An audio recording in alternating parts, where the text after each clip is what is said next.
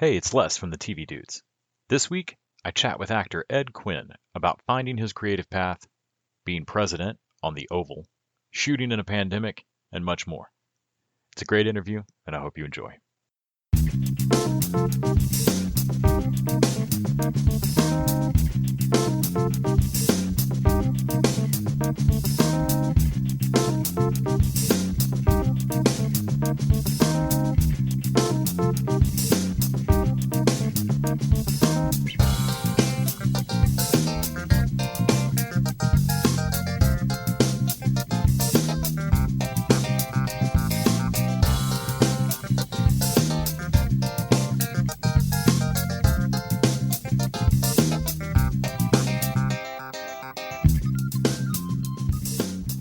Les? Hey, Ed Quinn. Hey, thanks so much for making time today. I really appreciate it. No, my pleasure. Thank you. If you don't mind, we'll jump right into it. You're doing my research. You've got a fascinating life. We have so much to cover. When I saw that you had studied with Joe Satriani a little bit, I knew I would have to ask about that. I'm always curious how people both make a push towards a creative career in the first place, but then deciding between two creative careers. Particularly, I feel like there's something odd about how we treat actors who want to be musicians, as if you can't go for two brass ring careers in one go or something. How mad we all got at Keanu Reeves in the '90s for playing bass. How dare he? Yeah. So I was excited to get to talk to you about just all of it, not to mention all the shows I love that you've been on. So when you're coming out of UC Berkeley in '91 and you got a great head of hair and guitar chops and acting chops, what pushed you towards kind of one creative avenue or another? Well, in all honesty, I didn't think I was going creatively at all. When I started at Cal, I thought, in fact, I'd kind of given up music within the first couple of years at Berkeley, just because I had a bunch of friends. In high school, there were all these bands.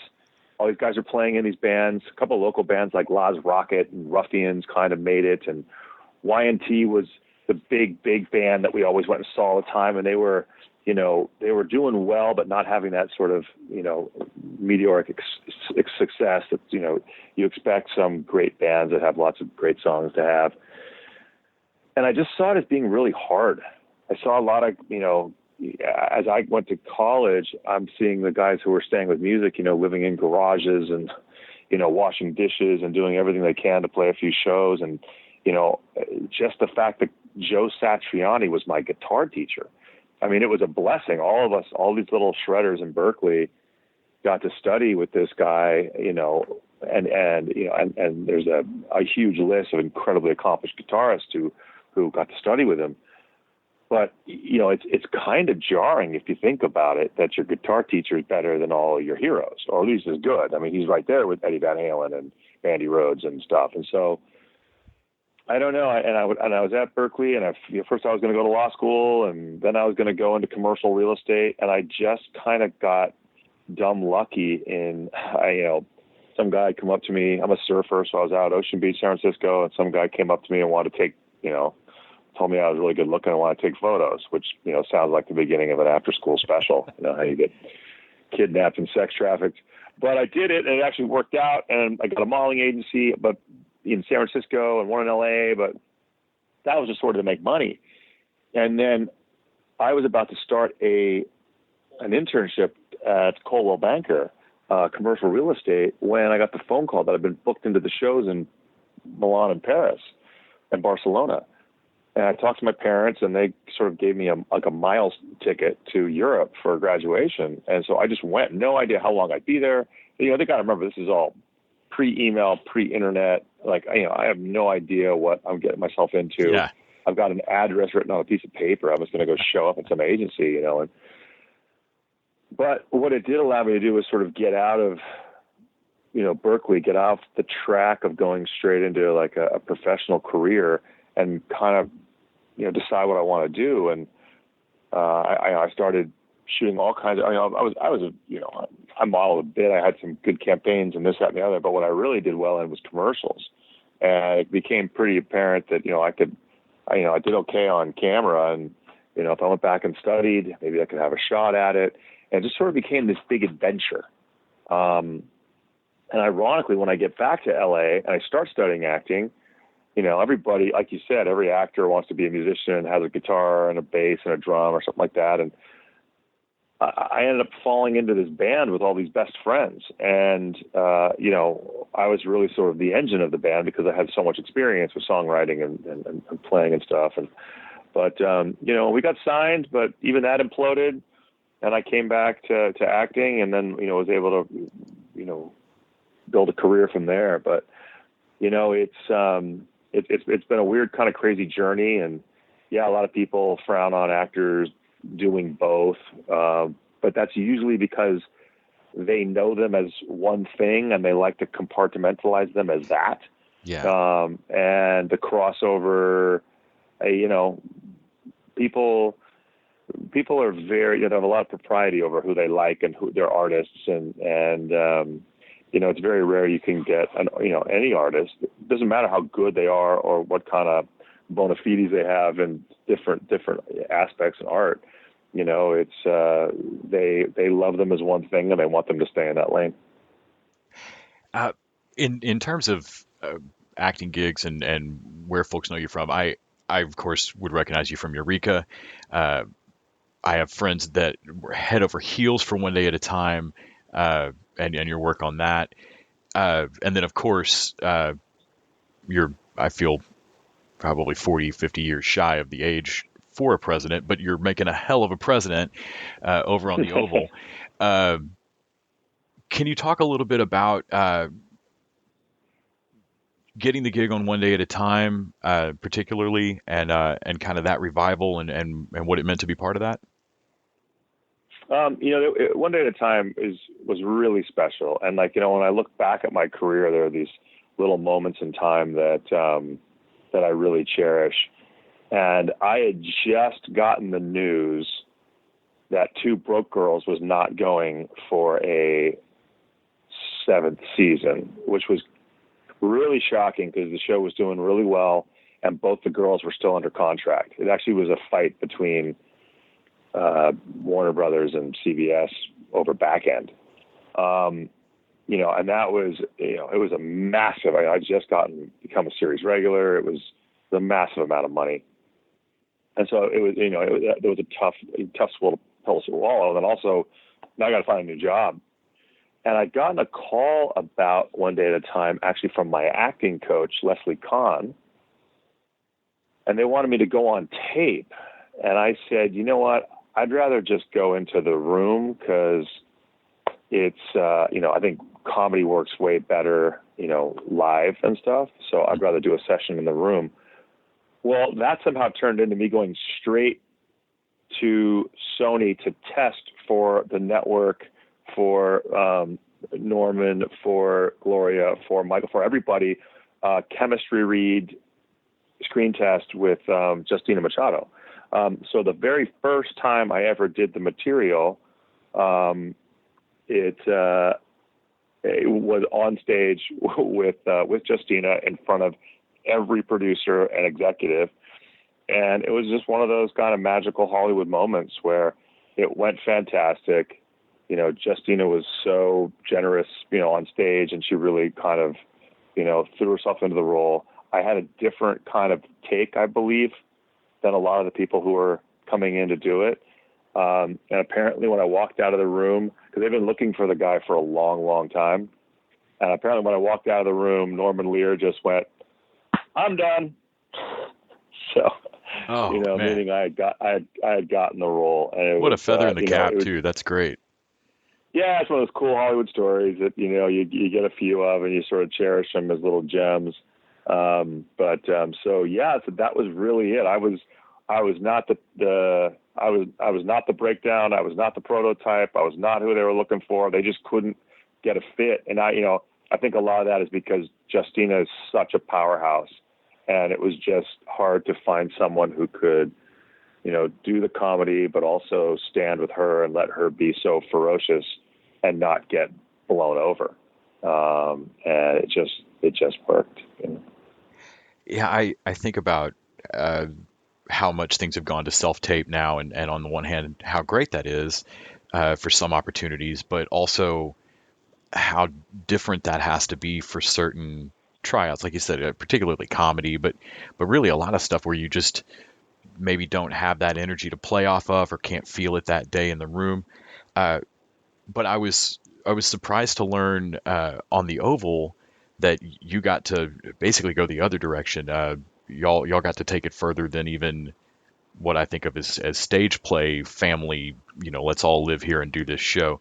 Y'all did all of season 2 in quarantine in a bubble together. Is that right? Yeah, it is. I mean, that's just a testament to Tyler never giving up, never relenting, always finding a way to persevere. Um, the interesting thing is season 1, I lived on the lot. I was about to say Because you had already done this, so were you the mayor yeah, of Tylertown here? I was, but it was more like 28 days later, where on weekends there would just be nobody. I wouldn't see anybody in 48 hours. I'd be wandering around this massive studio in my underpants by myself, and they were just, people would come to work and then they'd sort of leave. Every once in a while, security would come by and like look at the houses. I was staying in this big house. Turned out it was actually haunted. I mean, and I say that I'm not a trippy hippie kind of guy. I was living in a haunted house by myself, and then I came back for season 2. And we got shut down the day before we were supposed to start. And Tyler just started, he knew one of the reasons that he wanted to own this studio and own this land was so he could own his own destiny when it came to, hurdles like this. Now, this was one of the greatest hurdles in the history of Hollywood. And he just said, you know what? All the cast is moving into all the homes, and I'm building 100 luxury mobile homes for the crew. And we're going to get back to work. And by summer we were. And it was so fun and so easy. We just got picked up for season 3. We're all heading back into the bubble. Sisters just wrapped. It's kind of becoming a thing.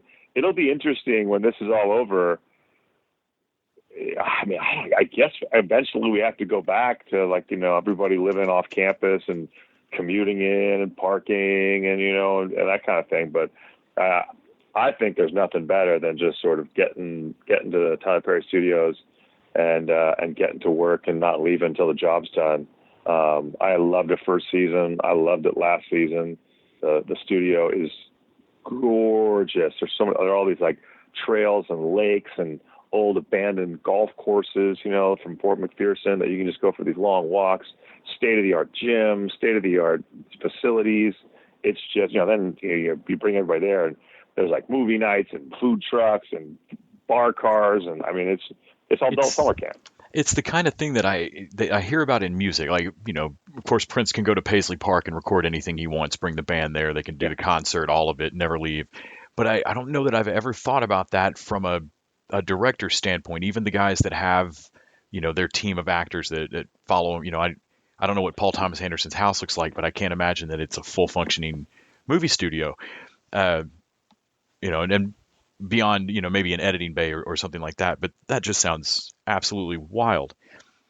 It's just so fun. It's so contained. If you want to, it reminded me of doing movies. I've done a bunch of movies overseas. And you go to Romania and you're in Bucharest, and then you go up to Transylvania in the middle of the winter for 3 weeks.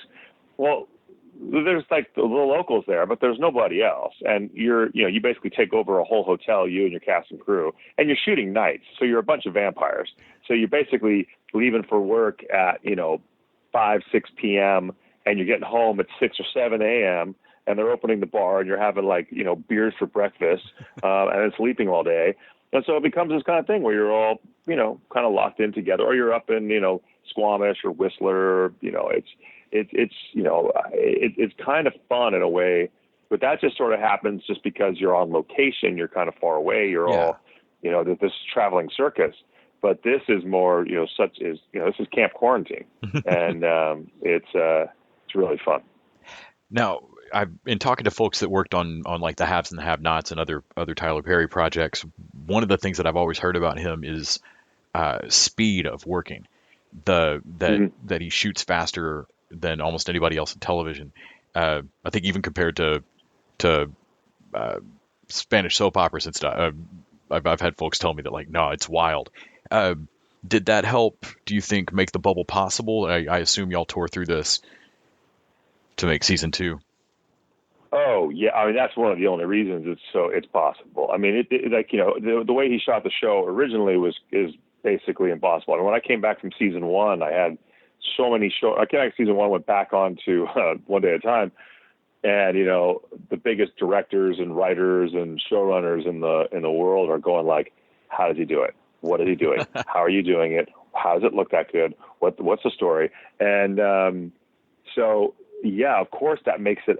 You can do that. That was the thing. I got so many calls again, season two, when we did the quarantine, and I explained it to them and how great people it was. But you just kind of heard people just trail off where they're like, "Yeah, but I can't do that. I can't bring a network show and crew back because our show takes 8 months."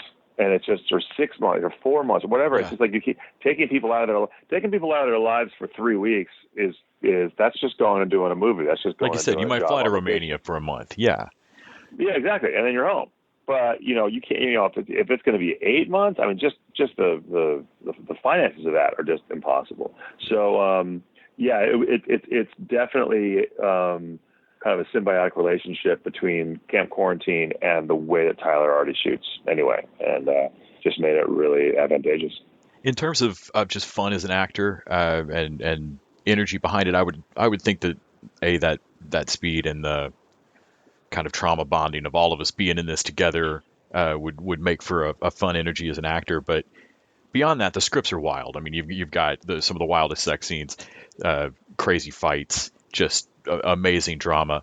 Have you had a most fun thing you've gotten to do on the Oval so far, or anything that you're particularly looking forward to people getting to see? It's all so crazy and fun that it's hard to really, like every season there's like one scene that I'm like, well, I can't wait till the scene airs because people are just going to lose their minds. In season one, it was the opening, and then it was this crazy, sex scene in the Oval. And this year there's I think it's going to be a hilarious scene. That's our family therapy scene is just going to be bonkers. But all of it is so crazy and breakneck speed that, it's not like there's any scenes that aren't incredible, because some of them, are going so fast. Like, I was watching the new episode on Tuesday night, and since you're block shooting everything and you shoot everything, one right after the other, like literally, start this scene, the next scene, the next thing, and then they're broken up and put into episodes. So you kind of don't know what's coming, and you kind of forgotten, what it is or what's going to happen. And so, like, when I watch the show, it's like, I just came out of a coma. And I'm like, oh, wow, look at that. Oh yeah, I forgot about that. And it's kind of fun to watch the show. That's great. Well, folks can catch the Oval season 2 right now. I think it came back on February 16th, so people can get right back into it. Of course, One Day at a Time is out. Folks can go see that. Thanks so much for talking to me about it all today. I was really looking forward to it. This is really fun. Really fun. Thank you so much.